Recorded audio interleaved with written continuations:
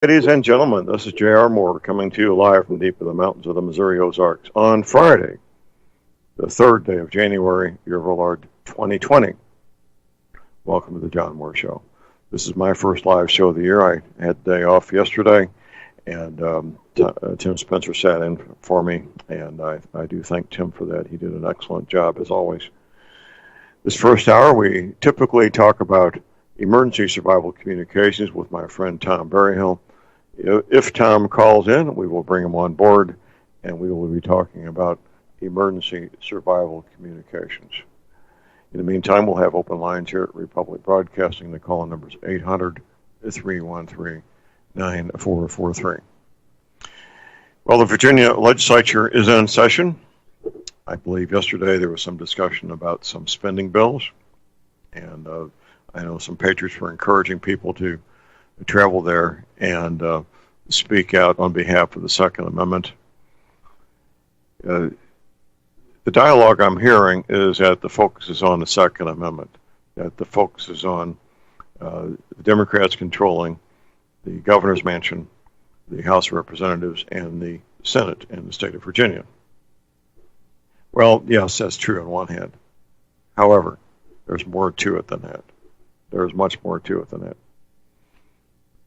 People behind this, Bloomberg, Soros, and so forth, they have a goal in mind. That goal is violent pushback. That's what they're seeking. This anti-gun legislation is just a vehicle to achieve that goal. I got notice from my engineer that Tom is on board. Good morning, Tom. Hi, John. Good morning. Okay, sir. Well, emergency survival communications. I was reading an article this morning that a Boy Scout troop leader in Houston got his 100 young men involved in ham radio following the 3 feet of rain they had there in, 3 days? What an incredible amount of water, in order to prepare for some future event. And keep in mind the Boy Scouts model of be prepared. I no longer support the Boy Scouts because their national leadership has decided that having teenage boys and girls go into the woods overnight is a great idea, because they think that men who are attracted to young men sexually is a great idea to have them as scout leaders. So I no longer advocate people join the Boy Scouts, but there are other organizations such as the Royal Rangers, for example, and there's others coming up. In fact, Tom, you may not know this, but 20% of all the Boy Scouts left in one day recently. That would be all the Mormon members of the Boy Scouts. 20% of the membership gone in one day. So it's an unfortunate thing that's happened to the Boy Scouts. It's been a great organization for about a century, doing the right thing for the right reasons. But they've been captured. The leadership has been captured by people who do not have the best interest of young men in mind. All that said, I do support what the Boy Scouts in Texas are doing to learn ham radio, to get equipped, to get trained, so that if and when another crisis comes up, they can help be part of the solution instead of being victims. And I believe you support that as well, don't you, Tom? Well, I sure do, John. And the sooner they get started, the better. Weather conditions, the political situation, society in general, we don't know what's going to happen next, and the communications could be very, very important. All right. Tom, I neglected, I've been distracted this morning, I neglected to begin my show with the Pledge of Allegiance, something that I believe all the Democrats in Virginia need to recite maybe once a day themselves, and here we go. I pledge allegiance to the flag of the United States of America and to the republic for which it stands, one nation, under God, indivisible, with liberty and justice for all. And Tom, I don't know what goes on in other counties. There's more than 3,000 counties in the United States, but in my county, Crawford County, Missouri, where my great-grandfather was drafted into the Union Army at the tender age of 18, right there at the Crawford County Courthouse. The Crawford County Commission begins their meetings with the Pledge of Allegiance. the Republican Central Committee in Crawford County. We began our meetings with the Pledge of Allegiance. And there's many social and civic organizations around the country that do that, don't they, Tom? Well, I'm sure they do. And, John, on some of the police cars I see around here, it says, "In God We Trust," right on the bumper of the police car. In 1-foot-tall black letters on the white siding of the Crawford County Courthouse, it says that also, "In God We Trust." And I believe, yes. Do they have that on the police cars in Crawford County? Quite frankly, I'm not sure. They might. On one hand. On the other, I would love the ACLU to come to Crawford County and attempt to remove "In God We Trust" from the front of the Crawford County Courthouse. That would be a hoot, wouldn't it? Well, yeah. I'd like to be there to watch that happen. That's never going to happen. Oh, they might file some federal lawsuit, and I would not want to be a U.S. Marshal attempting to enforce that. That would not be. Would not be, unless if he was an orphan with no wife and no children and had nothing to lose. I would not want to be a U.S. Marshal attempting to enforce the will of a federal court to remove "In God We Trust" from the front of the Crawford County Courthouse. But getting back to emergency communications, here's the prepper tip of the day, Tom. Train, train, train. Now, it's going to be different things for different people. I recall a presentation I did 20 years ago, Tom. It was a number of older women in there, women who were well past retirement. And one of them made a comment when I was nearly finished with my presentation. He said, "John, you want us all to become Green Berets?" And I thought, well, no, I don't want that, but I guess that's how I came across. It's not feasible or practical for everybody to become a Green Beret. I understand that. I appreciate that. And not every man is an alpha male warrior. I understand that and appreciate that on one hand. On the other, everybody needs training. They need ham radio training. They need first aid and CPR training. They need training in the basics of self-defense involving both armed and unarmed self-defense. And we have what now, Tom? About 11 months. No, about 10 months until the election. That's right, 10 months. The first Tuesday in November is 10 months away. These 10 months will fly by. There's lots of training opportunities in the next 10 months for ham radio, for first aid, for CPR, for firearms training, unarmed self-defense training. People need to make use of these next 10 months, don't they, sir? Well, it'd certainly be a wise thing to do, and starting right now, get going right now to whatever you're going to prepare for, start right now before it's too late. Too much procrastination goes on with these types of things, John. Well, they do. Our local preparedness group now has been at this, I believe, 7, possibly 8 years. I have to look at some records. We have not had a huge response, but we have had a response of several dozen families over the years that have participated with us in first aid training, CPR training, cross-country navigation using a map and compass, of course, firearms training, a bit of self-defense without use of firearms, for example, the identification, collection, preparation, and consumption of wild herbs and wild edibles. So it's been gratifying to participate with the people who do want to participate, and I'm not surprised, shocked, or disappointed that most people, 95% of the population, want nothing to do with it. I expect that, so I'm not disappointed. They're the ones who don't participate, don't learn these skills. They're the ones who are going to be sad and disappointed and mournful that they didn't learn these skills once the crisis begins, won't they, Tom? Well, that's, I think, how it will turn out for them. They put the effort, take a little bit of time to learn some of these skills. It'll be their own fault, and it'll be their loss. Absolutely. Well, Tom, I just recently had a wake-up call. These past 6 months, of course, my wife, Dr. Moore, passed in June of last year.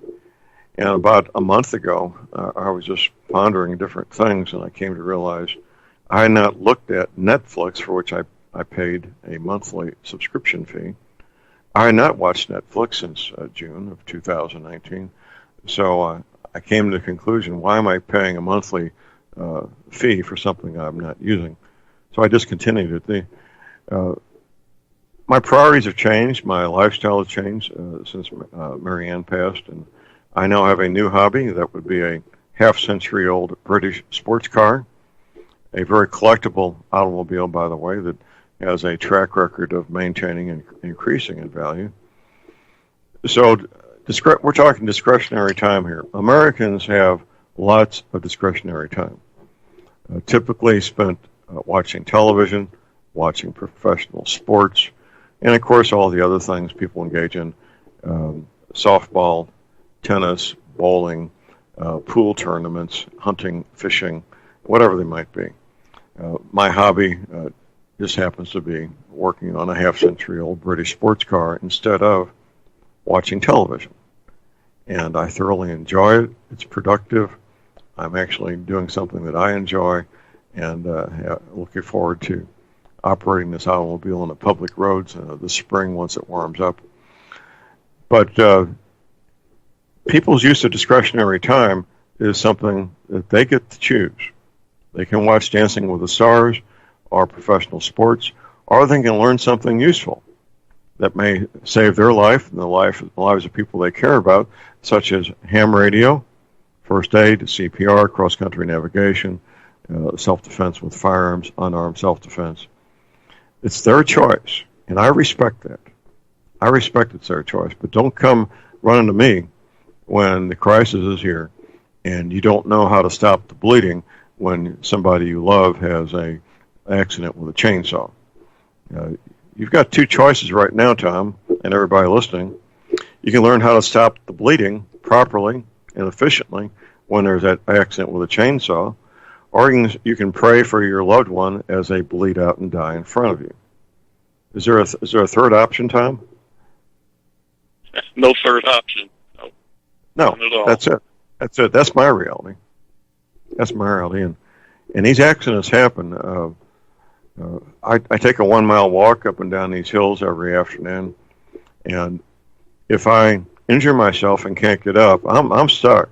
I'm stuck out in the woods where screaming at the top of my lungs, nobody could hear me, and it may be several days before somebody actually does a physical search to find where John Moore is out in the woods.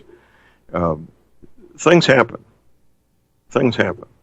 And that's just part of life. You make your plans, and then life happens, right, Tom? Well, it certainly does. And, boy, you're really taking a chance, John, walking around some of these rural roads.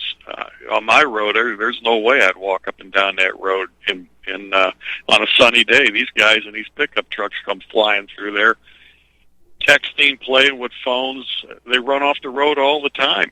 And I know a guy that does long-range biking and does bicycle tournaments and all this type of stuff, and he said that's everybody's greatest fear is being hit by somebody who's playing with a phone, and not a drunk driver, but somebody playing with a phone. Right. Well, I don't walk the public roads. I walk the trails through the woods here, up and down through the woods. Okay, well, that's much better. Yeah, just me and the squirrels and the rabbits and whatever else might be out there. I should mention that if you have a question or comment regarding emergency communications, give us a call at 800-313-9443. Oh, Tom, before I forget, beginning this coming Monday, I'll be on with Doug Hagman's TV show, 2 hours every Monday, beginning this coming Monday. And Doug and I are both looking forward to it. We really have a great working relationship. 10 months. 10 months.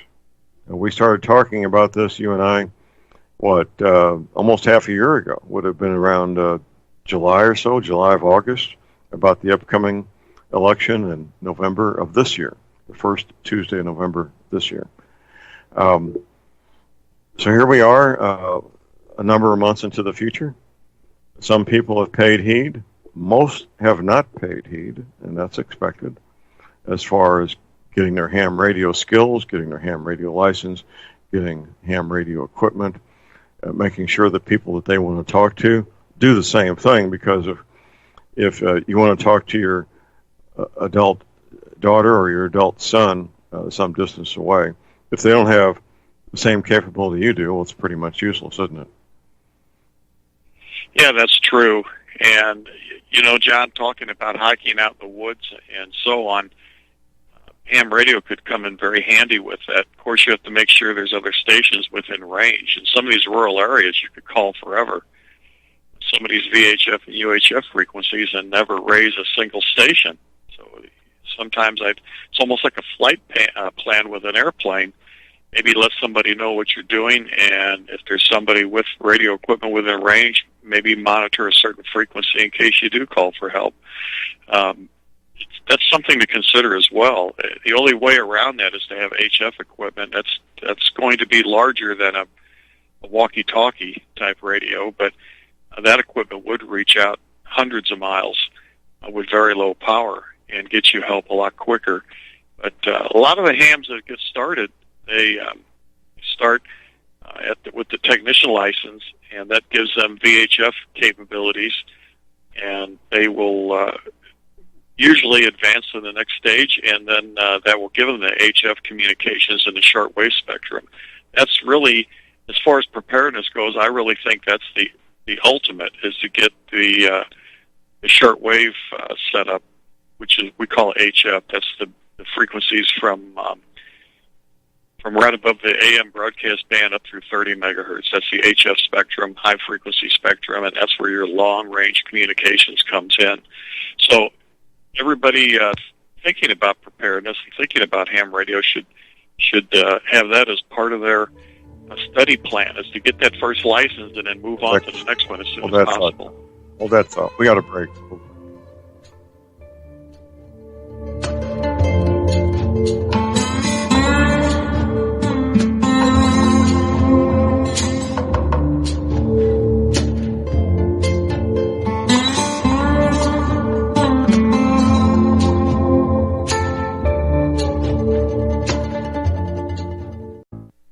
Tired of being lied to by mass media? It's growing more and more apparent today that news is received less and less through standard media outlets. Even with a growing audience every day, RBN is beginning to direct more efforts into social media. Social media and the use of the internet is fast becoming the primary source of people for news, regardless of demographic. RBN has set out to provide some of the best news on the internet through republicbroadcasting.org, and also has begun to use the tools to our advantage by way of social media. Republic Broadcasting is now operating a Facebook page to function as yet another avenue to have our collective voice reach new audiences across not only America, but across the globe as well. The Facebook page features not only news, but also an RBN player to listen to our broadcast. Get involved by visiting facebook.com/Republic Broadcasting and liking our page, and share it with your friends and family, because you can handle the truth.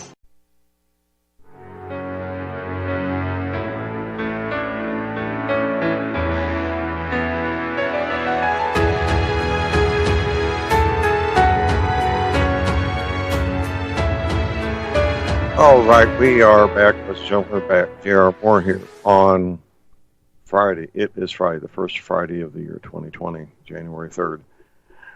We still have some cabins available. I was talking to our cruise director, Betsy Murphy, of the John Moore Patriot Symposium Cruise. If you want to go, check out the details at my website at thelibertyman.com and give our cruise director, Betsy Murphy, a call. Betsy Murphy, our cruise director, area code 636-530-9502. Visiting with Tom Berryhill, we're talking about emergency survival communications. Tom, one of the things I do, if I'm going to be working out in the woods with a chainsaw, I will call somebody and let them know that I'm doing that. That if I don't call them at the appointed time when I expect to be finished and back at the house, to come looking for me, because I'm up in the woods, I'm hurt. That I've been doing that for 40 years, These chainsaws, I don't care how much experience you have, they're dangerous, very dangerous implements, and chainsaw accidents are just horrendous. These way these blades chop up whatever flesh that they hit,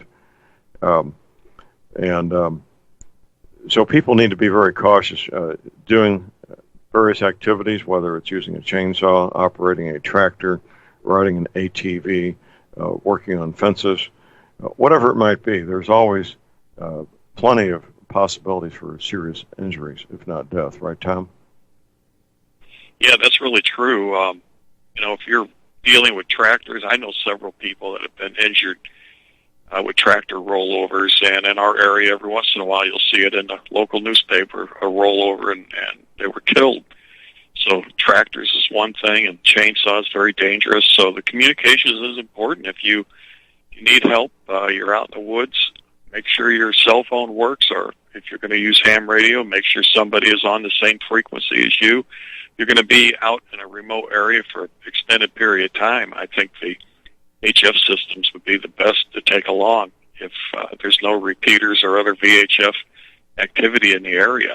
John, sometimes I travel these back roads and I'll call on a VHF frequency, the calling frequency on 2 meters, 146.52, and there's nobody there. Then other times on an interstate highway, you'll put a call out on there and you'll be talking to somebody for 100 miles. They'll be traveling along with you, and you don't even see their car, but they're within range and they're going the same direction. So it just depends on where you are. In the rural areas, it can be pretty sparse, so you do have to make plans in advance. Absolutely, absolutely. And people that dwell, urban, suburban dwellers, they may forget that cell phones don't work everywhere. They don't. And out here where I am, cell phones rarely work. My neighbors and I, we know the spots where the cell phone works, and you'll see people parked at these spots at intersections in front of the firehouse and so forth, so they can make and receive cell phone calls if they need to. But communications can and will be literally a matter of life and death in routine matters such as working around the ranch, working around the farm. If there's any kind of regional civil disorder, right now Virginia seems to be the most potential hot spot for civil disorder. But it can happen anywhere, anytime, can't it? It can happen anywhere in a moment's notice, and weather conditions can change, causing outages and problems, and this is where the communications really comes in handy. I really think anybody interested in long-term survival in an all-out outage, grid-down type of situation, they should consider having their ham radio equipment ready to go, battery power. Batteries are very important, and some sort of way to charge your batteries, whether it be a small generator or solar panels. And I think the best option is to have both, the battery banks and then the solar power to keep it topped off when you're not using a radio, or usually you're in a receive mode and it takes very little current for that. It's only when you transmit where you really start putting the drain on the batteries. So have an adequate battery bank and a solar panel for that, and then a backup generator on top of that, a small generator. If you're going to be at home, if you're out in the field, you can actually get some really nice solar panels that unwrap. They fold up. They just fold up, and you put them away, and then place them on the ground, fold them out, and set your radio equipment up, and that'll keep everything going.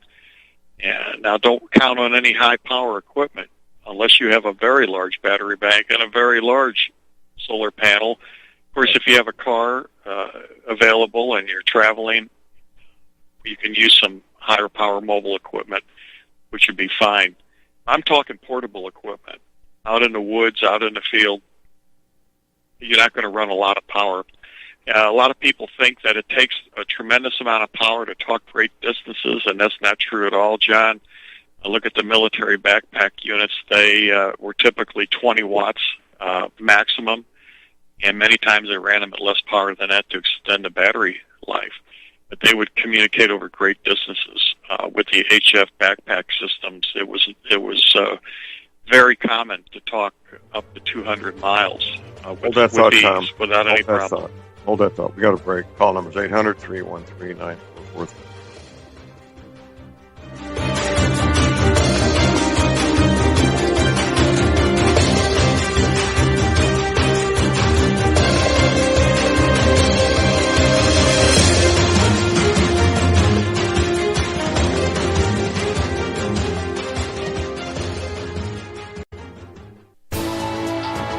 You are tuned in to the Republic Broadcasting Network. Visit our website by going to republicbroadcasting.org.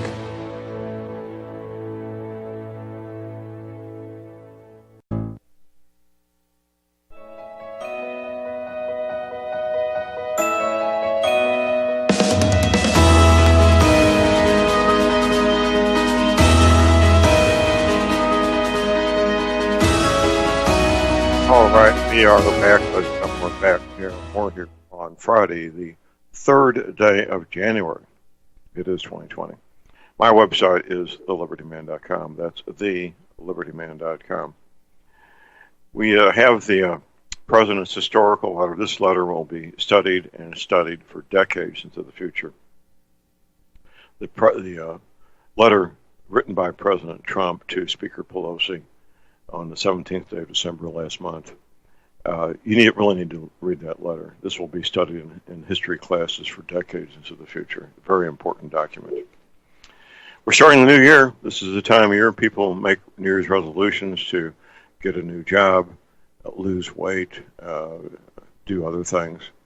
And if getting past arthritis pain is one of your resolutions, well, we got a really good solution for you. That's the energy cleaner. Arthritis pain is dealt with very effectively with the energy cleaner. It really is. Joint pain, back pain, same thing. You want to sleep as good as a small child every night like I do? Well, simple. Get yourself an energy cleaner. $285 shipping included, American zip codes, and the mattress pads that go with them. I've got everything in stock. The mattress pads vary in price. We have twin size, full, queen, king, California king, the handy travel size. You can place your order right there at my website using major credit cards, and of course PayPal. You can call my toll-free order line 24 hours a day. Here it is, 800-592-9543. Keep in mind I offer a 90-day money-back guarantee on the energy cleaner. Toll-free order line is 800-592-9543. This is Emergency Communications Friday morning. Talking to Tom Berryhill about emergency communications, ham radio.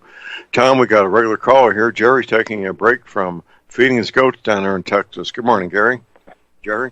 Good morning, John. Good morning, Tom. I've got a little handy talkie. It's a Yaesu 6. It's a Yaesu DX6.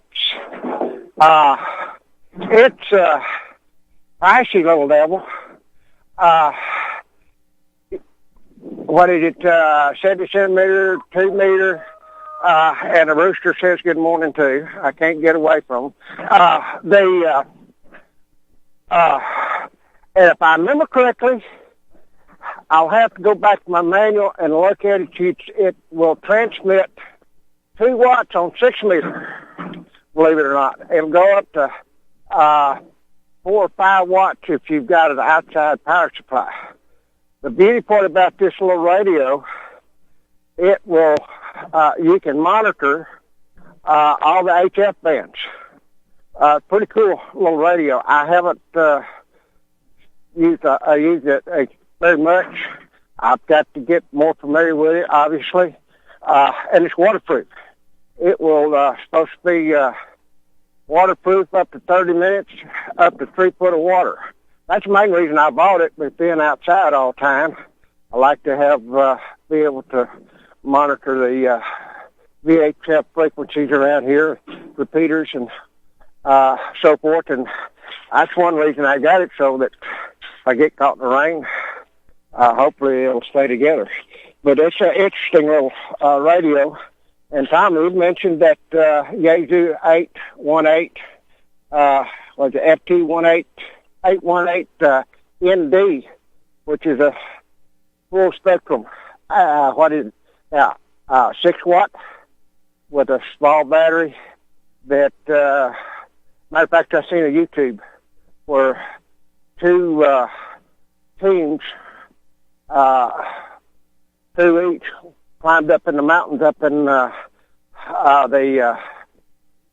Appalachians, North or South Carolina, and did de-action up on the mountaintop with those radios. It's pretty impressive on those 818s, and they're pretty lightweight. Something that in rural areas with HF, if you've got somebody that'll be monitoring certain HF frequencies, then again. But anyway, just thought I'd throw those 2 tidbits out, and wish everybody a happy 2020, a good, safe 2020, and a good weekend. Thank you, John. Thank you, Jerry. We appreciate the call. Call number is 800-313-9443. Well, Tom, we obviously have listeners that are paying heed, that are taking action, they're getting trained, they're getting equipped, and that's very heartwarming to hear that, isn't it? Yeah, it is, John. And that radio Jerry just mentioned, the Yaesu 818, I have the unit that they made right before that, the FT 817. It's almost the same. It's a little bit lower power, 5 watts. I believe the 818 is 6 watts. But the unique thing about this unit, it's low power, but it covers all frequencies for the ham radio user. It covers all the ham bands on HF. It covers the VHF, the UHF, and as a receiver, you can use it as a shortwave radio. You can listen to AM broadcasts. You can listen to FM broadcasts. And it's just an all-around nice unit, and it runs on low power. A lot of people are put off by that. But even with 5 or 6 watts, you can talk great distances. You can't hook a computer, a laptop to these radios and use the digital modes. And most often, the hams that use the digital modes are running very low power. You'd need little power to communicate great distances on HF with the digital modes. So if you had a laptop you could use out in the field and one of these low-powered HF systems, communicate great distances using your computer on Morse code or CW modes, as well as radio teletype, single sideband. And most of these are used in a single sideband mode. They work very, very efficiently, and you can communicate quite a distance with it. And John, that is what sparked my interest in making cases, and I'm working on the thermoforming molds as we speak to make a case that will house a battery bank, an antenna coupler or tuner, and the Yaesu radio itself, all in one backpack type of unit. You can put a whip antenna on there. You can use it as a portable unit, and I'm going to have those going pretty soon. And that has really, really sparked my interest when I bought that radio into building a case for it. And I've not seen any others on the market, so we'll see how that goes. But that is something I've been thinking about and working on for quite a while. I did make several prototypes and sold them instantly at a ham fest. They were all gone within, 2 of them at the ham fest, and a couple of days later, a guy called and wanted the other one. So I didn't even have any prototypes left. So, but I wanted to change the molds a little bit to incorporate some other features so you can put some accessories in there and so on. And so I'm working that out. But that is my main interest in ham radio right now, is portable operation or emergency communications in the HF spectrum. Right now, going back to the radio, the Yaesu, that's a handy-talkie, correct? No, you can carry it around. You can carry it in one hand. It's very small in it, and the one I have does have internal batteries, but I don't use them because they don't last very long. You won't get much life out of those internal batteries. They're too small. So then it would be a mobile radio, not a handy-talkie. Yeah, it's not really a handy-talkie. You'd have to look at the picture. The one I have is a Yaesu FT817ND. They had the older model 817. A lot of people say that was an inferior product. Well, they did have some problems with the final amplifier transistors, but it was a minimal type of thing. I would not be afraid of one of those older used ones. They typically sell for $400 or so. I've seen them go less than that, but usually $400, $450 for a used one. The new ones, I don't know what the 818 costs. It could be $700, $750, $800. I don't know, John, but it's I think one of the best radios for portable operation if you're interested in low power portable operation. Now you can go with higher power, but keep in mind that anytime you operated a portable backpack type of radio, or a radio, a lot of hams call it a go kit. They just pick it up and go, and it has to be compact. It's bigger than a HT, it's bigger than a handheld radio, but it's smaller than a mobile installation or a fixed station or a base station, and it's readily used out in the field, all self-contained.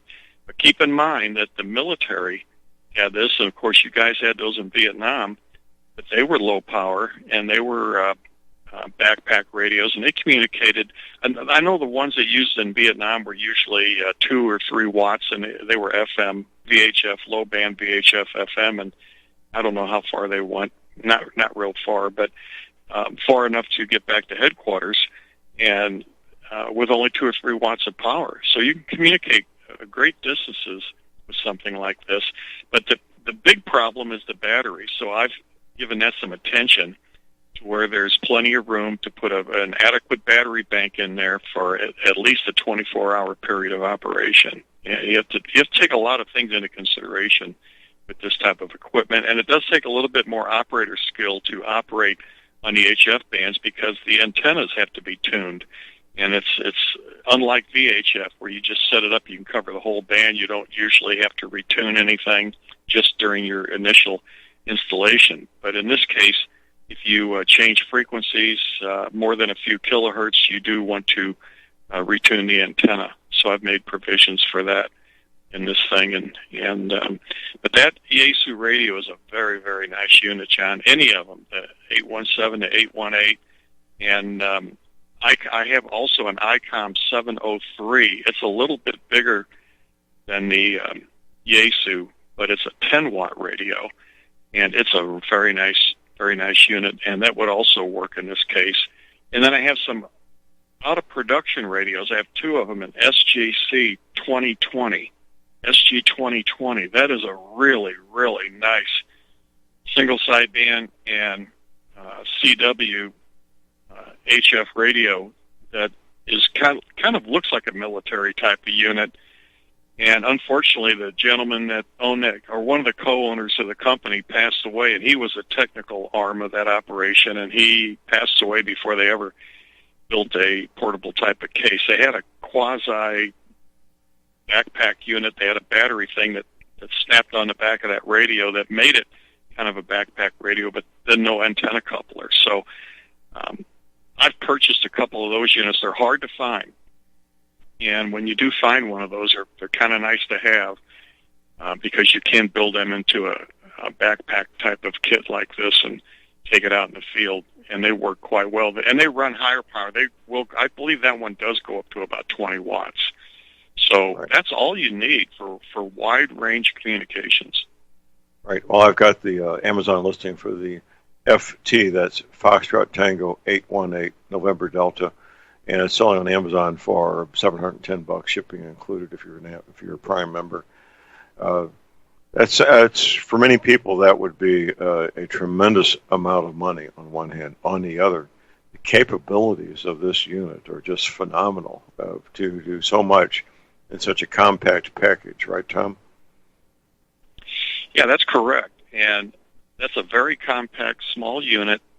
If you wanted to run higher power, then the Yaesu FT857 is a great unit. You could use that at your house with a heavy power supply. It's going to take quite a bit of power, maybe a 25 or 30 amp power supply to operate that unit, because it will run 100 watts. And some hams have made those into portable backpack systems, but the problem with that radio and any of the higher power radios, you can turn them down on transmit to low power. can transmit at much lower power to extend your battery life. But the downside is that the receiver still takes too much power. Most of these mobile-type units in the 100-watt class will still take around 2 amps of battery drain, even when they're on standby, in a receive standby mode. They're still draining 2 amps off that battery. That's too much. In my view, that's way too much. The SGC radio I use is very low power drain. The ICOM is the same way, ICOM 703. And then the Yaesu 817 and 818 are very low drain on the receive mode. And it's when you transmit that takes the most current. What all the new hams will learn when they start tinkering with these types of radios, if they're operating on HF single sideband or even VHF or UHF single sideband, their batteries will last much longer.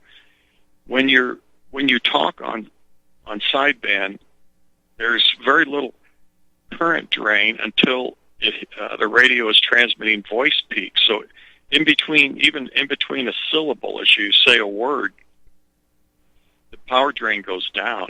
On FM, in the AM modes, but especially FM, it's full power drain. If you push the microphone button, don't say one word, it's still draining the battery at maximum power. So single sideband is a very efficient voice mode of communications, and it also is good for weak signal work. FM's not the best for weak signal work, but single sideband is a preferred mode. If the signals are weak and you're covering vast distances, it works pretty well, even with low power. All right. Well, I'm looking at the Amazon listing for the Yaesu FT857, pricing ranging on the low end with no accessories, $860 to high end with a number of installation accessories, antenna, and so forth, $1,435. That's a lot of money for a radio. It's a lot of money. Many of our listeners could do that in a heartbeat. Many others would be struggling to even come up with $300, let alone $1,400.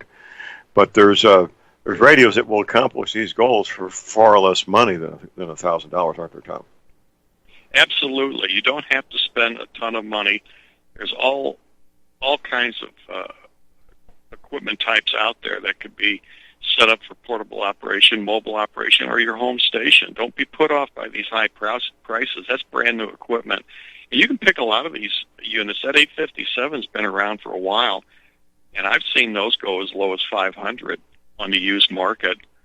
I'm sure they probably sold for less than that, but for a well-used one. But a nice unit in good condition, $500. I saw one for sale recently at that price, and there maybe was some negotiation room there. Maybe you could squeeze the seller for a little bit of a discount, I don't know, or work out something on the shipping. But these radios are out there, and they're pretty popular. That 857 is a good choice if you want something compact. That's the smallest HF and VHF, UHF system made, as far as I know. I don't think anybody makes one smaller. Hold that thought. It's all self-contained.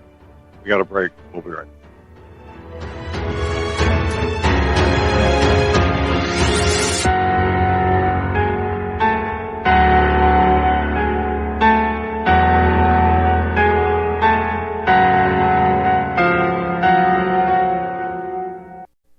Tired of being lied to by mass media? It's growing more and more apparent today that news is received less and less through standard media outlets. Even with a growing audience every day, RBN is beginning to direct more efforts into social media. Social media and the use of the internet is fast becoming the primary source of people for news, regardless of demographic. RBN has set out to provide some of the best news on the internet through republicbroadcasting.org, and also has begun to use the tools to our advantage by way of social media. Republic Broadcasting is now operating a Facebook page to function as yet another avenue to have our collective voice reach new audiences across not only America, but across the globe as well. The Facebook page features not only news, but also an RBN player to listen to our broadcasts. Get involved by visiting facebook.com/Republic Broadcasting and liking our page and share it with your friends and family, because you can handle the truth.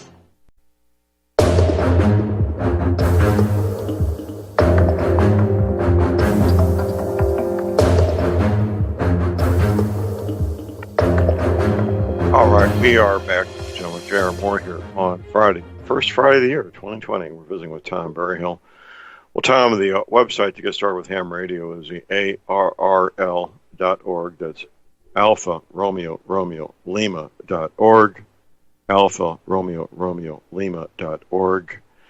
That's the portal, beginning point, the entree. You can find the Ham Radio Club in your local area. You can get study material to study for your ham radio license. It's a great place to get started. It is the place to get started, isn't it, Tom? It really is. The American Radio Relay League has been around since the inception of amateur radio, and they're the lobbyist group. They're the spokesman. They fight the battles with the FCC, although they're on a friendly basis. But they've gotten us a lot of new frequencies in recent years, in the last decade or two, and they go to bat for us, and they represent us to the government. And I think without them, ham radio may have been gone a long, long time ago.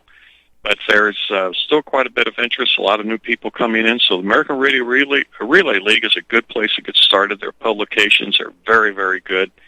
They have books for the beginner, and they have advanced technical publications that will help you if you're involved in any type of electrical engineering that involves RF, any type of radio frequency work, and electrical engineering. They have the publications that will greatly assist you to learn those skills and be very proficient at it.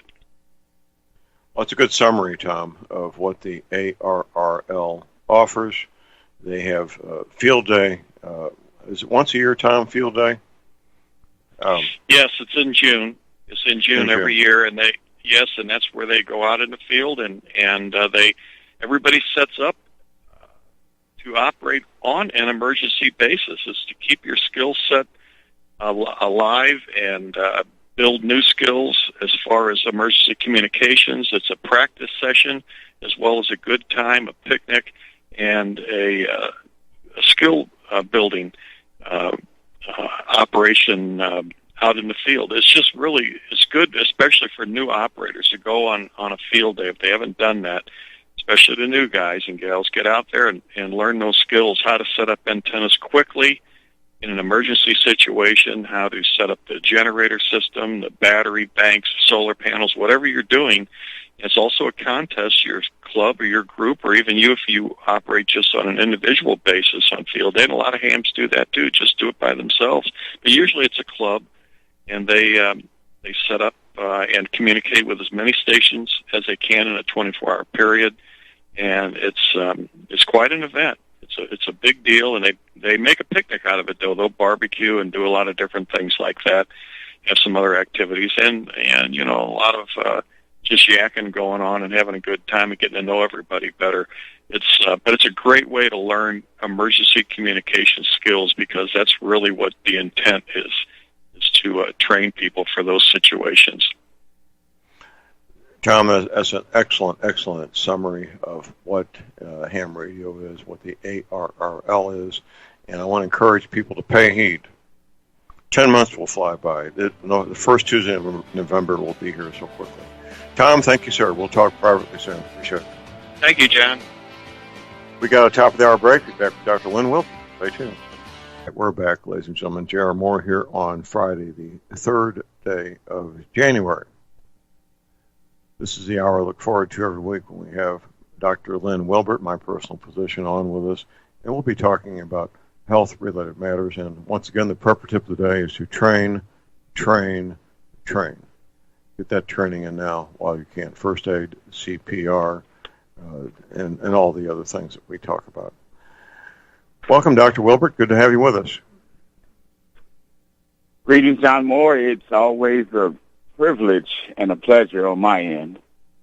Well, I know it is, sir, and we are privileged to have you with us and have you share your knowledge and expertise. At one point in your career, you were traveling the country giving educational seminars to other doctors, weren't you, sir? Yes, John, I did that for, consistently for probably about 12 years. Right. And the reason... Go ahead. No, go ahead. The reason was? I said the reason why is because I just developed a desire to share the knowledge that I was learning. I bring a different mindset to healthcare, and that's my engineering background, and it just allowed me to understand principles of posture and movement at a little bit deeper level. So that there was one seminar in Chicago. One of the participants said, "Dr. Wilbur, were you a teacher in your other profession?" No. Well, the teaching style I love, and she was a teacher, so I took that as a personal compliment. Absolutely. I know I find it maddening. I don't know about you, Doctor, but I find it maddening, the national discourse over health care. And it all centers around funding to get access to what's called health care and health insurance. But there's no discussion at the national level in any media that I've seen over, quote unquote, what is health care? That discussion doesn't take place at the national level, does it, sir? No, it doesn't. And it's always disguised, especially in this country, as health care. But in reality, it's sick care. Let me give you an example, a personal example. I had health insurance for my family of 5, 3 children and myself and my wife. And I had 4 employees at the time. And I was paid health insurance. And after a while, it got a little bit expensive, and they got their own private health insurance. And then my girls moved out, and they got jobs, and they had health insurance. But in the meantime, my health insurance was never used the entire time. My children never went to the emergency room, never broke a bone. I never used my health insurance. And so my son was still living in the house at about 22. We decided to keep him on and keep health insurance. I called Keith. I said, okay, what's my premiums now? Oh, it just went up to $550, Dr. Wilbur. Oh, wait, hold on. I've been with you about 22 years, and I paid anywhere from $350 to now you're telling me it's $550? Do the math, Keith. It's over $100,000 that I've invested in a health insurance company. Is there a rebate? Did I get a rebate on the premiums that I've used because I didn't use any of the benefits? Dr. Wilbur, that's not how insurance works. Well, okay, cancel my insurance. Excuse me, you can't do it. Yes, I can. Cancel my insurance today. And from that date, let's see, 85, he was 22, that was 07. And from 07 to 2019, I created a health savings account to where that's what I spent my health on, whether it's my nutrients or whatever it is. And I've never used medication. Last time I went to a medical doctor was 1994 for life insurance examination. And when I qualified and went to register for Medicare or whatever they give you once you get to be a certain age in this country, right, they make you join the health care club, Medicare. And then they make you pay the premiums. You don't have a choice. I'm saying to myself, well, when I get to that point, surely I'll have a choice. No, you don't. So they mandate the fact that you join a club that I never wanted to join, and I'm going to find a way to get some benefits out of it. Yes, they pay for my club membership. There's vision and dental and some other things I have to figure out. But yes, John, this is a sick care country because if the health care protocol worked, if the medical protocol worked, then we would be living longer and taking less medications, but that's not how it works. And I haven't done the detailed research. The last time I looked, the past president of the Pharmaceutical Association was the president of the American Medical Association. That should tell you something right there. They're big fellows. Right. And so not only do I not take medications now, but I haven't used health insurance in ever. Well, I had health insurance back when I worked for the state, ending in 1979, 40 years ago was the last time I had health insurance. And when I did have it, I never used it. I have plenty of insurance if I would happen to injure myself in some kind of motor vehicle accident, which I think is, given my lifestyle, a wise thing to do. But my wife and I, Dr. Moore and I talked about this a number of times, and our decision was the following. We could spend $500 to $700 a month staying healthy, or we could spend $500 to $700 a month for health insurance. But we couldn't do both. We could not afford both. Exactly. And we also were not gravitating towards, did not want, did not need what health insurance would pay for, with the exception of trauma treatment, which that's why we have, the automobile motor vehicle insurance. Mm-hmm. Mm-hmm. So, giving careful consideration and careful thought to all the options, we decided to spend the money we had on staying healthy, as opposed to paying for health insurance we did not want or need. Or use. That's right. Yes, exactly.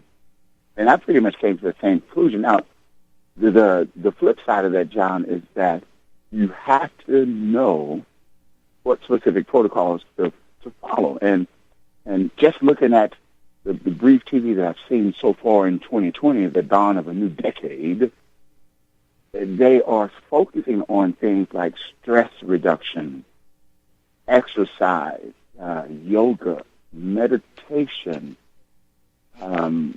things that center you, things that calm you, things that take you out of the imaginary emergency mode. See, we can create life-threatening emergencies with our mind. And they're starting to talk about minding or mindfulness. The psychologist on TV the other day, that everything she said I agreed with. You can actually lower your blood pressure and control your physiology by focused breathing, and do it for a while. It's going to be hard for some people to settle down, but then do it for a minute, and then do it for 2 minutes, and then do it for 5 minutes, and then work up to about 20 minutes a couple times a day. And you will see that it takes you out of this imaginary chaos that we're living in, because right now, where I'm talking from, there's no emergencies here. Just Dr. Lynn, I'm having a great time, so why would I stress over something that's not happening? And see, remember, John, your subconscious, which is in charge of your healing faculties, doesn't know it's not happening. So imaginary is the same as real. If you imagine it, you're going to create fire department, police department, ambulance, you name it. And my response is, when I hear that, is I trust everyone is okay. Because you don't know that it's going to be an emergency until you get there. And sometimes it's a false alarm. But what happens? They're still prepared to save lives. But when they get there, they say, oh, false alarm. It doesn't mean that they didn't create the chemistry that would have been necessary to protect life, theirs and the people that they're working to save. So that's how it works for everything. Everything that you consider less than positive, and I find it difficult for people to do that if you're alive. Myself, if I'm alive, I'm happy to be alive. Now we can discuss some other things, but right now I'm happy to be alive. I'm happy to be breathing. I'm happy to be conscious of my faculties. I happen to be what they call activities of daily living. I can feed, clothe, and take care of my personal hygiene.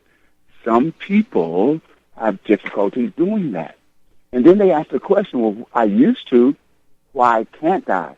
And they put their faith, confidence, and belief in the medical profession, which has failed us for the entire time it's been on the planet. Now, some people need the medication for this reason. They're not willing to do the work to stay well. See, it's easy. It's easy to roll up into McDonald's and get 2 of this and 2 of that, and they give you some extra, put bacon on everything if you want to, and it's easy to do that 3 times a day for a number of times in your life. Well, you know the consequence. The body is a perfect stimulus response organism. There's a computer term, garbage in, garbage out. See, computers are smart, but if you put in false information and if they're not working properly, then it makes more work for you. That's right. So if you don't know what to do, and I used to say to people, but they looked at me like I was being arrogant. You arrogant butthead. Well, if you knew what I knew, you would do what I do. That's right. Doctor, we got a caller on hold. We got Elizabeth in New York. Good morning, Elizabeth. Happy New Year. Dr. Wilbert and John Moore. Thank you. The reason why I'm calling in, you're discussing about health insurance. I have a friend.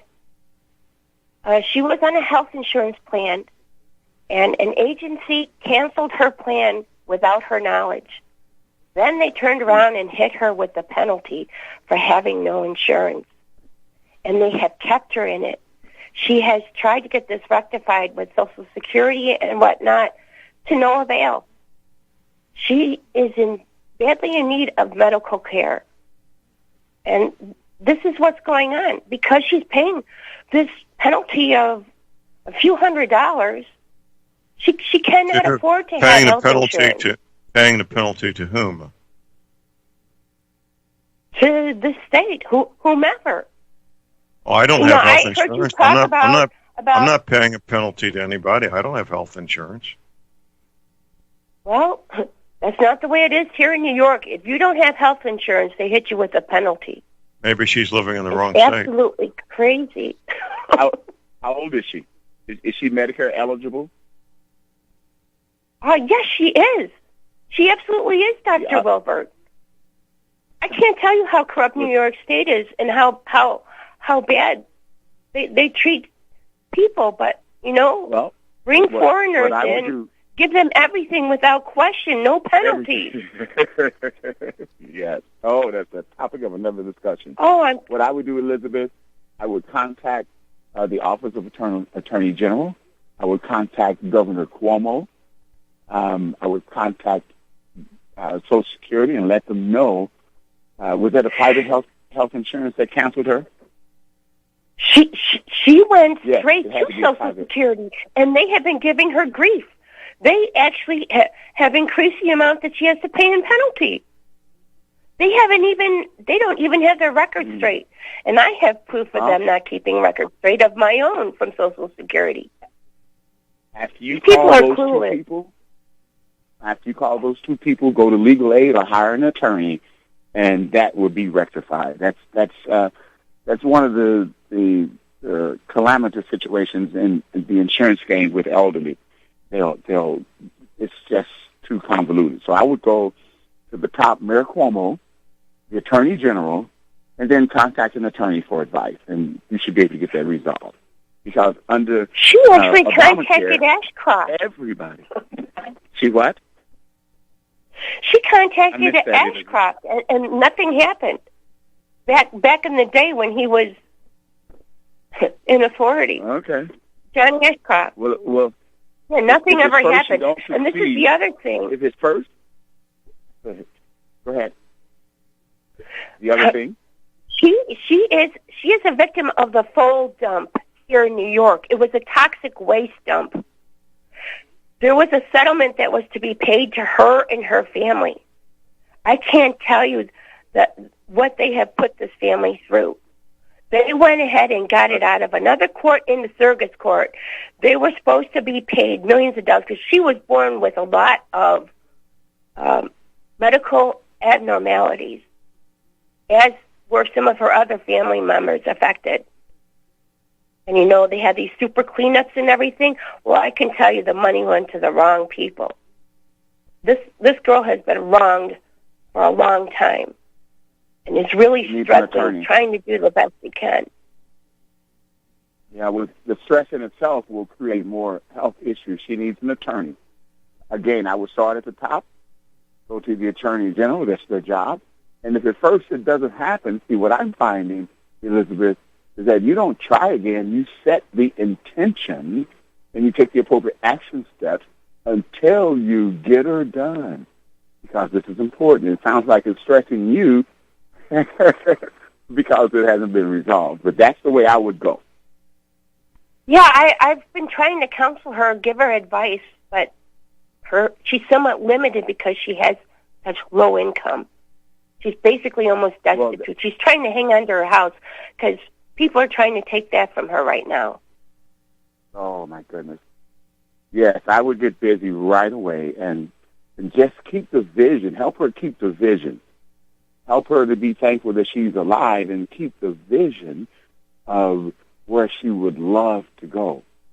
Not how it is, but focus more on where she would love to be, what she would love to have happen. Not that, oh, I'm a victim. Change victim to victor. I'm victorious. I'm not sick. I'm surviving. And I'm thankful I'm surviving. I'm going to survive at a higher level. And then just make sure that message, that she hears that from you all the time. All right. Well, Thank you. I just wanted you guys to be aware that, we pay penalties here, and I believe it's unconstitutional. I think it's wrong. All right. Thank you for taking my call. Oh, you're welcome. It's difficult for communism to exist when people have the right to move away from it. And if you live in a place like Illinois, New York, California, you can leave. We have a break. We'll be right back.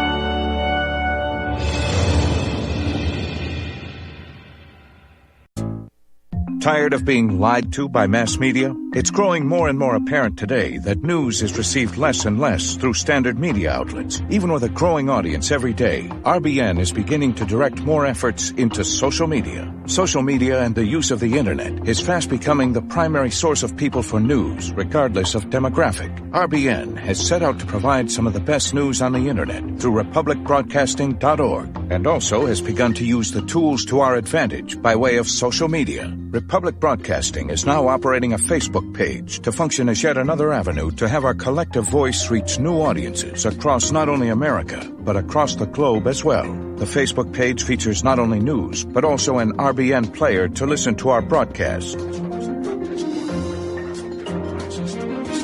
Get involved by visiting facebook.com/Republic Broadcasting and liking our page and share it with your friends and family, because you can handle the truth.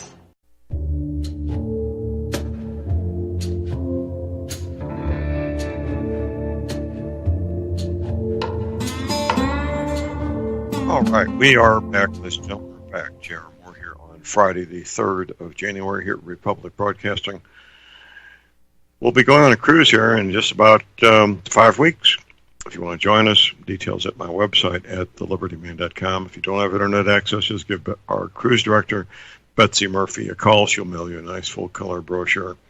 Our cruise director, Betsy Murphy, 636-530-9502.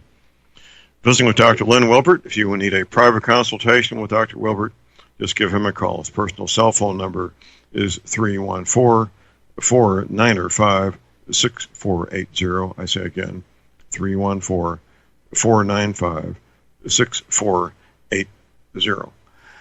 Let's continue, Doctor.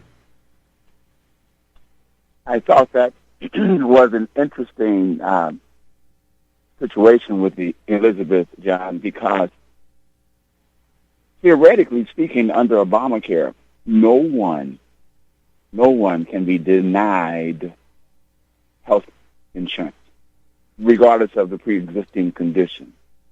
In Europe, the government pays for health care no matter what doctor you want to go to.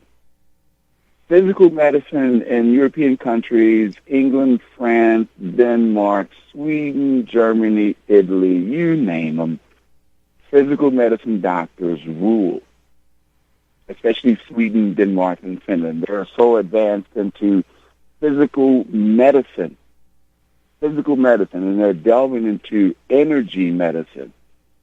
Most everyone on the call knows who Dr. Oz is. He's kind of the rebel in the medical community. He's decided to take what he knows. He's a cardiac thoracic surgeon, and he still practices. And so he knows, protocol. However, he's like a lot of cardiologists. Here they come back again with a similar, if not the same situation years later. And so it's not the procedure. It has to be lifestyle. So if you do something, I'm not anti-medication. If you need medications to stop gap and keep you alive, Well, take them and then figure out why you stopped making them. If you can't figure out why you stopped making them, ask your doctor why you stopped making them. And if he can't tell you why you stopped making them, then get on the internet and do some research. And the answer is real simple. You don't make healing drugs at the same time that you make emergency drugs.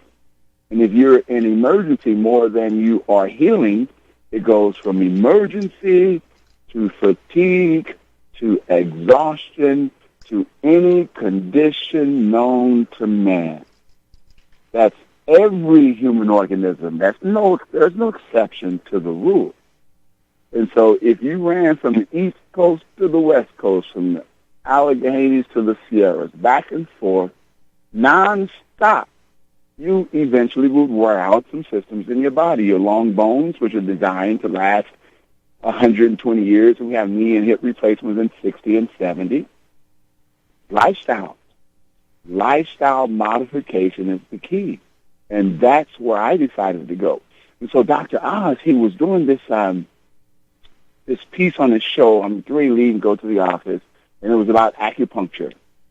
And I knew going to chiropractic college I wanted to learn acupuncture because I had done a layman's course that's called oh, no, that's not what it was. That's my procedure. AcuTouch is my patented procedure today. It's called Touch for Health. Touch for Health. Lay people could go and do organ insertions and balance muscles. And so I'm on the softball team, basketball team. I'm fixing all my buddies, and they're going, oh, Leonard, this is better. Thank you. And my head goes swole. And I go, whoa, I like this. And so I knew I wanted to go to chiropractic college to learn acupuncture. Well, acupuncture is this. There's a blocked energy in the meridian, and intelligent acupuncturist determines that meridian is blocked. He doesn't know why. He just knows it's blocked. It's blocked, and training says release the energy. When you stick a needle in, whether it's electro-powered or not, then you release that energy in the meridian. My question is, where does it go? It goes somewhere. You have excess energy going to an area that has normal energy, and then you give it more energy. Now you provide excess energy. You fix that one, create another one. Oh, no. That's not troubleshooting. That's not figuring out what's going on in the electrical system. And so I abandoned my approach to acupuncture. I say, that's not fixing it. That's not the solution. I want to know the solution. I want to know why you get degenerative joint disease. I want to know why this stuff happens. I've always been a why person. And so what I determined, just based on, even long before I heard Dr. Oz, he says, energy medicine will be the health care of the future. And it took me a whole month to come down because that's what I do. I'm an expert at energy medicine. There's all kinds of energy balancing procedures out there. I don't know of any of them that cover all the bases the way I do. And I say that because we started off the program, John, that I used to teach doctors all over the country, and that's one of my intentions, that's one of my goals this year is to get back on the teaching circuit. But I'll be teaching the procedure that I've developed in this last almost 35 years. And everything I've learned, and I challenge it the same way one of my mentors challenged us. He says, if it doesn't work, if the first time that your procedure doesn't work on an individual, abandon the procedure and find something else that does. That's all, Doctor. We have about an hour break. We'll be right back.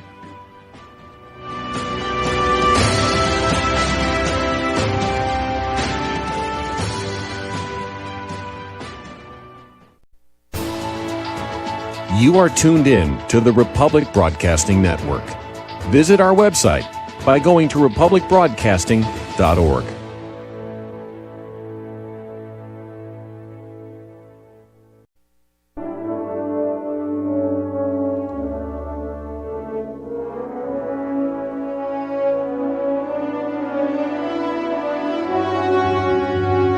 All right, we're back, ladies and gentlemen. Jared Moore here on Public Broadcasting this Friday, the third day of January, 2020. I'll be speaking in Orlando on Saturday, February 8th, with my friend Steve Ben-Noon, his lovely wife, in Orlando. If you want to get tickets, the tickets are available at my website there at thelibertyman.com. If you want relief from arthritis pain, well, quite frankly, you need an energy cleaner. I'm shipping out one today along with a king-size mattress pad, and everything's in stock, ready for immediate shipment. The energy cleaner, mattress pads to go with them. You can check out the details at my website at thelibertyman.com, the patent application information, the testimonials for people we know like Steve Whitman. You can go ahead and place your order using major credit cards and PayPal, of course, there at my website at thelibertyman.com. Or you can call my toll-free R line 24 hours a day. Keeping in mind I have a 90-day money-back guarantee. The toll-free R line, don't try to call me. You won't get me. Order line only, 800-592-9543. I say again, 800-592-9543. Visiting with Dr. Lynn Wilbert. If you need a private consultation with Dr. Wilbert, just give him a call. His private telephone number is 314-495-6480. I say again, 314-495-6480. If you got a question or comment live on the air here, just give us a call at Republic Broadcasting at 800-313-9443. Let's continue, Doctor. I was just thinking over the break, John, with regard to Elizabeth's friend. I know and have trained a number of doctors in the New York area, and if she would like numbers to at least start there, because despite whether the government wants to help you, and despite the fact that they want, we just live in this country. We're pawns of the government, so to speak, to a certain extent. But at the very least, you can do more things, and you can do some things that could help you survive. That's the ultimate goal of your healing system, is to help you survive at any level that you are alive. See, all people that are alive breathe. 100% of the people that are alive breathe and have a pulse. So if you are breathing and you have a pulse, it doesn't matter if you're conscious or not, energy medicine, energy balancing works. I've done it. My youngest person that I've energy balanced is my grandson when he was still attached to the umbilical cord. And 20 minutes after he was detached from the umbilical cord, he got 4 other energy updates, and he's one of the most intellectual dudes on the planet. See, there's no better time to help a nerve system develop than when a nerve system is developing. And of all the systems that you've had checked, called a review of systems, you go to an eye doctor, you go to ear, nose, and throat, you get an annual or twice annual medical exam. But why is it that no one... Take that back. Why is it that few people understand the benefit of having your spinal column evaluated? Now, your spinal column houses your spinal cord, and from the spinal cord goes nerves to everything. So nerves make your eyes work, your ears, your nose, your arms, your heart, your lungs. Your nerves make everything work. And since I'm a Logic 101 guy, I passed Logic 101, one of my first classes in junior college. Didn't read a book, and I thought college was going to be real easy. But logic just made sense to me. It made sense. And so if you do this, then we can we can accurately determine based on what we've observed in the future. Like here in the Midwest, sun's not shining, so we can't see. But I know the sun is shining. We'll be shining tomorrow. It shined yesterday. It's going to shine every day that the sun is in existence. That's the degree of certainty that I know that the body works. And so these doctors in upstate New York, or there's some in New York City, they're all over. They're all over. I would be glad to recommend a couple of them so that Elizabeth Friend can get back on page and then have some energy to demand that she's treated like a person. And so when I entered into this chiropractic profession, I entered with this thought. Why is it that most people don't get a spinal exam? And here's the reason. Because most medical doctors do not believe it's necessary. Well, that has been an attempt at sabotage from the very beginning. See, chiropractic came along in this country right around the same time as medicine, in the late 1890s, 1893, 4, 5, something like that. And the chiropractors in New York, which is basically where they started, they would get arrested for practicing medicine without a license. Ooh. And it has never stopped. I know few medical physicians that will readily recommend chiropractic. One of the reasons is because we're not as solid a group as massage therapists. We're not as solid a group as physical therapists. We are still divided amongst our own profession. Some people don't want to work on organs. For the same nerve that goes to your muscle goes to organs. The same nerve that goes to your shoulder and chest muscles and the muscles in your TMJ, your jaw, and down your arm, that same muscle, that same nerve that goes to that muscle goes to your heart and lungs. That's why everybody knows that if your left hand and arm is going numbness and tingling, you can hardly breathe, you get lightheaded, dizzy, you're having a heart attack. CPR until 911 gets there and move on with it. But everyone knows that. Why? Because it's the same nerve. And so as we lean forward, looking at our computers and our mobile devices and our tablets, your head, which the big head weighs anywhere from 9 to 12 pounds, is extended out over your spine, and you're bending your neck, putting pressure on your brainstem, and you wonder why sometimes your brain wants to take a vacation from thinking, because you're putting pressure on the brainstem. Yes, and any amount of pressure on any nerve affects the signal. Now, since I'm an electrician and electrical engineer, I understand terms like impedance and resonance and dissonance and resistance and amperage and voltage. Did you know that muscles, and I learned this through Jerry Tennant. I've been looking at this guy's work for a long time. Brilliant, brilliant observer. When you stretch a muscle, you're recharging your battery. Muscles are like rechargeable batteries. The more you stretch, the more energy you have.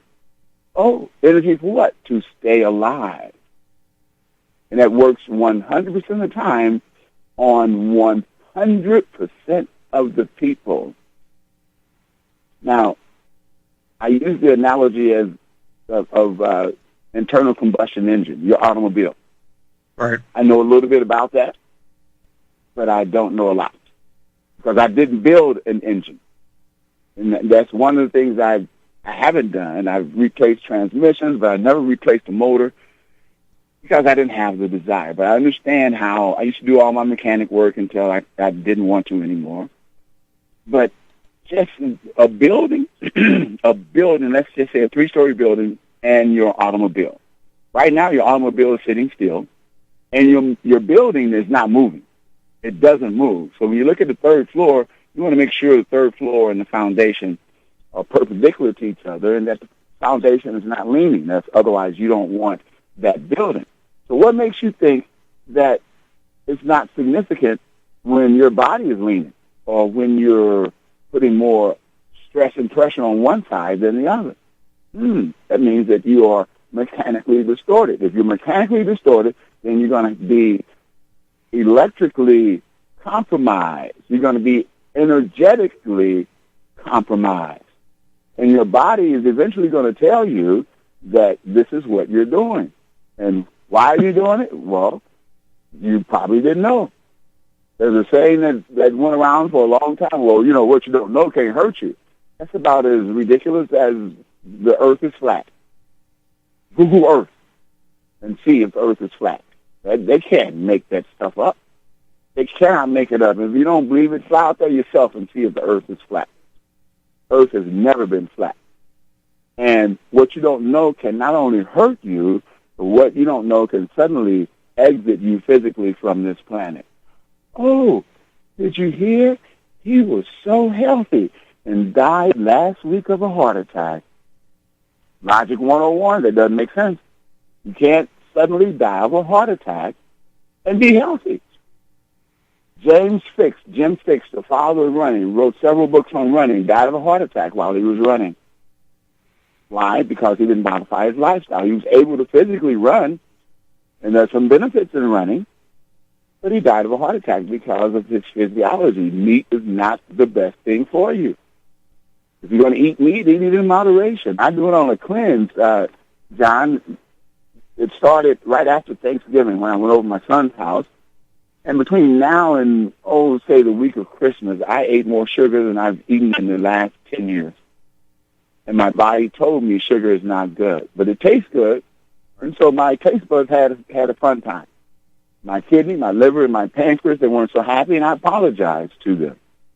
I said, I'm not going to do this much, but it sure tastes good. And I started cleansing, and I shut down everything. No sugar, no pasta, no refined carbohydrates, fruits and vegetables, very little chicken, mostly fish.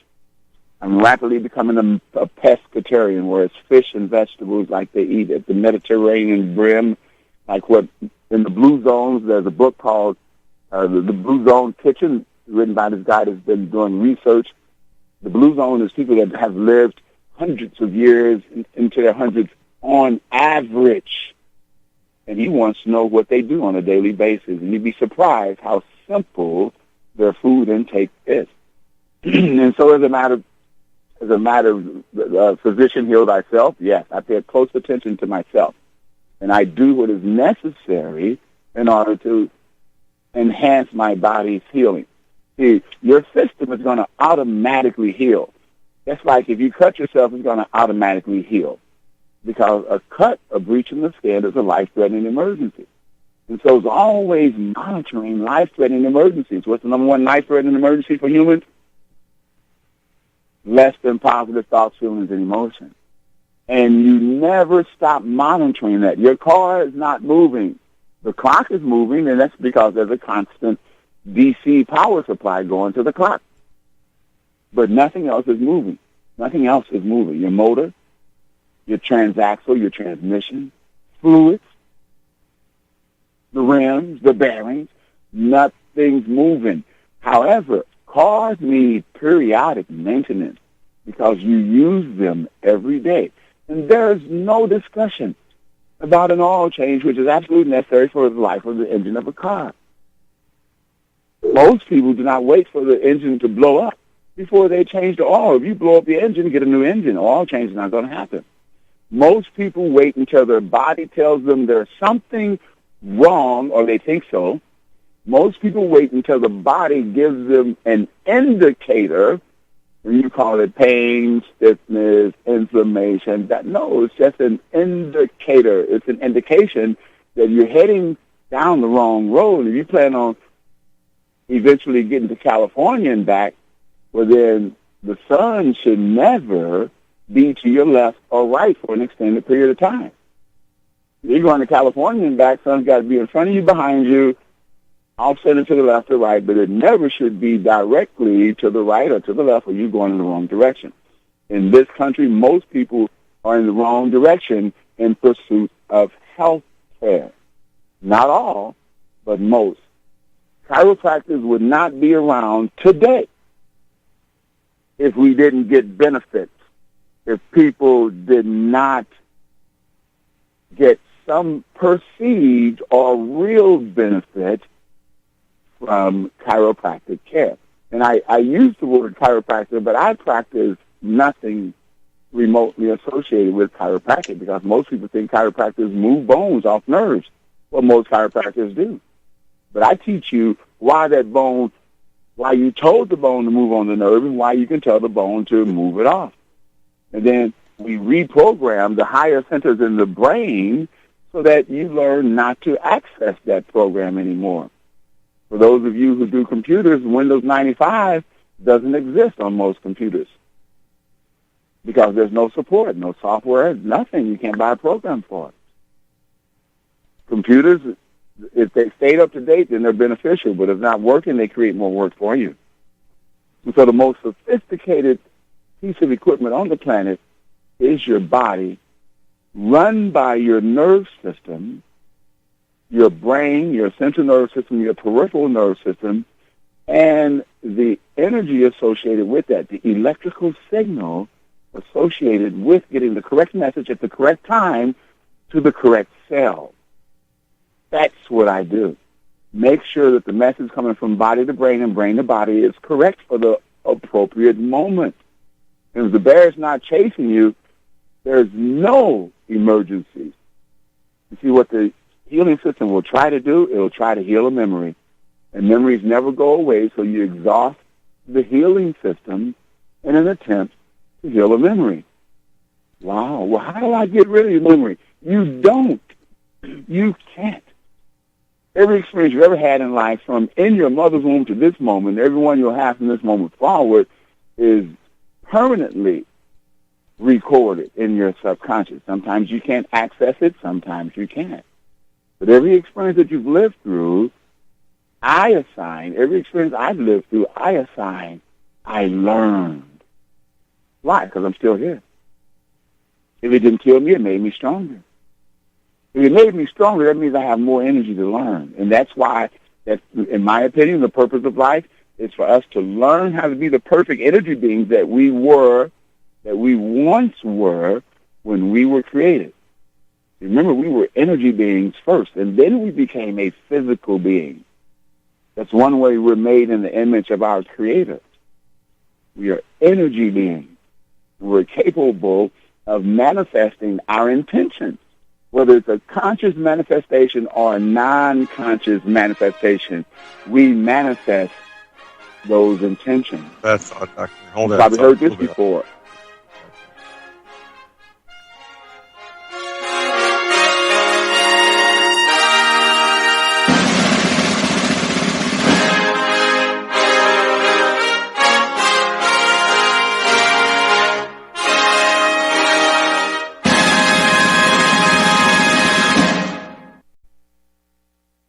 Tired of being lied to by mass media? It's growing more and more apparent today that news is received less and less through standard media outlets. Even with a growing audience every day, RBN is beginning to direct more efforts into social media. Social media and the use of the internet is fast becoming the primary source of people for news, regardless of demographic. RBN has set out to provide some of the best news on the internet through republicbroadcasting.org, and also has begun to use the tools to our advantage by way of social media. Republic Broadcasting is now operating a Facebook page to function as yet another avenue to have our collective voice reach new audiences across not only America, but across the globe as well. The Facebook page features not only news, but also an RBN player to listen to our broadcasts. Get involved by visiting facebook.com/Republic Broadcasting and liking our page and share it with your friends and family, because you can handle the truth.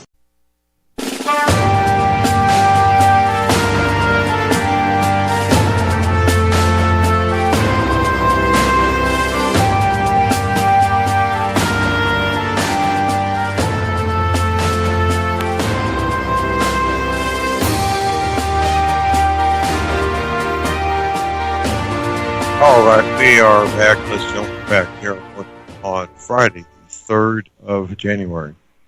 You need private consultation with Dr. Wilbert? You very likely do. His telephone number is 314-495-6480. Well, Doctor, we got about 3 minutes left in this first show of the year, sir. Oh, first show of the decade. Awesome. Well, what I've learned, John, in this last decade is that there's more to know. I know there's more to know. I don't profess to know everything, but what I know, I know. And the reason why I know it is because it works 100% of the time on 100% of the people. And with that being said, I realize that once we do something, the body is a perfect stimulus response organism. And again, it doesn't matter what your beliefs are. I've studied enough to know. And You can challenge me, and I welcome that challenge, but I know. And if you don't believe me again, cut yourself and see what thought process you put into the healing other than keep it covered and clean. You don't know dermoclast, neutrophils. You don't know how to repair a cut, but your healing system does. The only thing you know is that you can make a conscious decision that has a direct impact on your life. The question is, what do you do? What do you decide to do? And again, I don't know everything to do, but here's what I know. Avoid things harder than your body. The number one thing that will make you respond in an emergency fashion as if your life is being threatened is to have a less than positive emotion about anything going on outside of you. Number 3, acknowledge, accept, and appreciate your body because the body is the perfect messenger. The perfect messenger. And I can keep going, but I think this is number 4. It has been touted as the last frontier, the mind.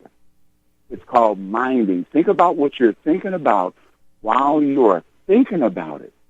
And if that thought doesn't make you feel good, you change the thought because you have that power to change your thought, change your life. I focus on what I'm thinking about every thought. And contrary to popular opinion and belief, you only have one thought at a time. We have to slow those thoughts down. But what happens in an emergency, not only are you unable to think clearly, but you're responding on totally instinct. That's where training comes in. You mentioned it earlier.